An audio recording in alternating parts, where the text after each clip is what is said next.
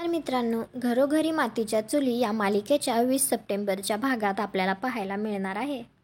नाना सुमित्राला म्हणत असतात, ती धूर्त ऐश्वर्या सगळं काही सत्य सांगेल असं मला तरी वाटत नाही.